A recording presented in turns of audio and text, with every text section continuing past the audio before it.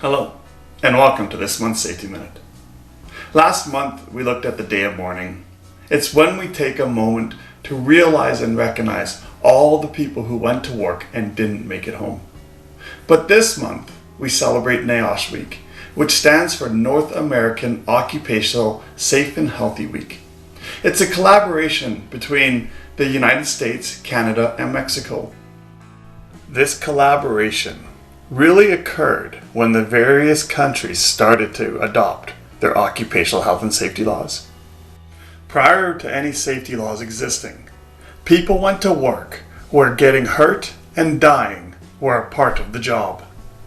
The energies associated with work were just accepted, and the precautions to controlling those energies were non-existent. Because of this, it added up to major disasters happening right across the country and the world.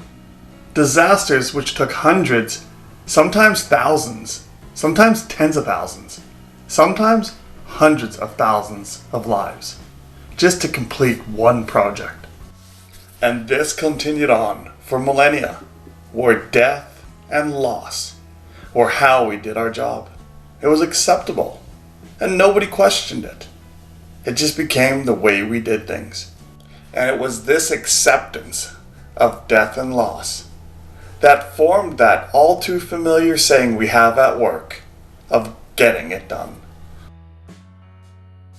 Then on December 28, 1970, everything improved. It is when President Nixon signed into existence our first occupational health and safety laws, and it was called OSHA, the Occupational Safety and Health Administration. And Mexico and Canada were quick to follow suit as they developed their own safety regulations. These regulations really did three primary things. One, it put a duty of care onto employers, where production couldn't be their only focus. They also now had to look at how it affected the workers and the hazards that were created from production. Two, workers had the right to know what the hazards were at the workplace facility. And the third thing it gave was workers the right to refuse unsafe work. What really occurred though when these three countries adopted safety is they changed production. Production went from getting it done to getting it done safely. The way they did this was by controlling energy, kinetic energy, combustible energy, chemical energy, nuclear energy, thermal energy, electrical energy, explosive energy. And controlling energy worked. According to OSHA, since 1971, workplace fatalities have been cut by 60% and occupational injury and illness rates by 40%. In the same time, employment nearly doubled from 56 million workers at 3.5 million worksites to 105 million workers at 6.9 million worksites. Fatalities went from the late 1960s, an estimated 14,000 workers were dying on the job each year in the United States. And in the 25 years prior to that, more than 400,000 Americans were killed by work-related accidents and diseases, and 50 million more suffered disabling injuries on the job. Comparing those numbers to the fatalities that occurred in 2020 in the United States, we went from 14,000 workers dying every year in the late 1960s to only 4,764 fatalities that occurred in 2020.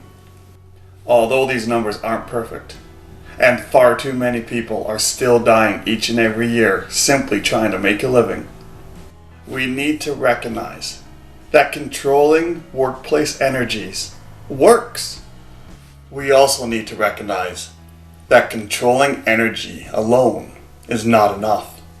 By looking at the claims rate for full-time employees, we can see that since 2011, we have plateaued.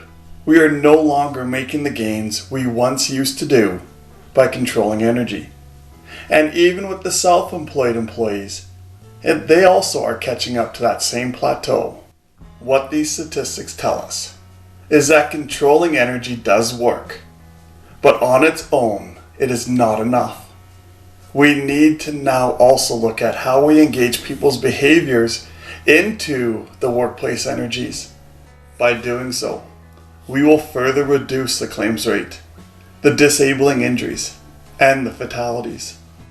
And this is why we celebrate NAOSH Week, so that we can look at where we've come from, we can look at where we are, and we can look at where we go to the future. Getting hurt and dying on the job should never be an acceptable way of how we work. And when the employees, the trades, the crafts, when we truly embrace what safety can do for us, we will push these numbers down to levels we have never seen before. And they will add up to lives saved. Now, I hope you enjoyed this month's Safety Minute. If you want more videos like this, please hit the subscribe button. If you want to bring me out to your workplace, go to spencerspeaks.ca. And until the next Safety Minute, stay safe.